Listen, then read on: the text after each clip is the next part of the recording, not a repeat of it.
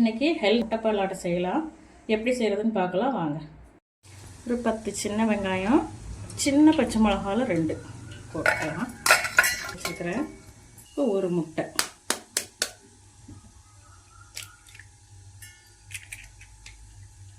இப்போ சோம்புத்தூள் கொஞ்சம், உப்பு, மஞ்சள் தூள், 1 கப்பு மாவு. இந்த 1 கப்பு மாவுக்கு இப்போ நான் போட்டிருக்கிற மசாலா, முட்டை, வெங்காயம் கரெக்டு. நீங்கள் அதிகமாக வேணும்னா இன்னும் கொஞ்சம் முட்டை வெங்காயங்களை அதிகப்படுத்தணும். ஊற்றி இதை நல்லா கரைச்சிக்கலாம்.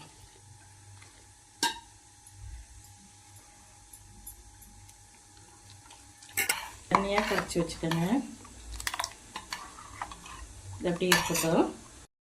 தோசை தவாவை அடுப்பில் வச்சு காய வச்சுருக்கோம். இந்த முட்டைப்பாலாடை மாவு அப்படியே தோசைக்கல் நேராக வராது.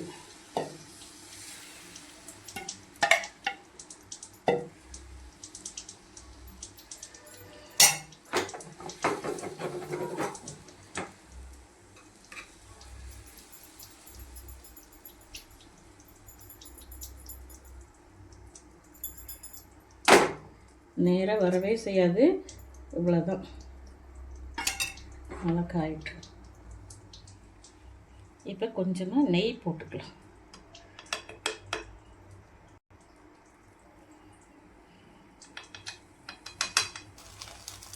இப்போ திருப்பி போட்டுக்கலாம்.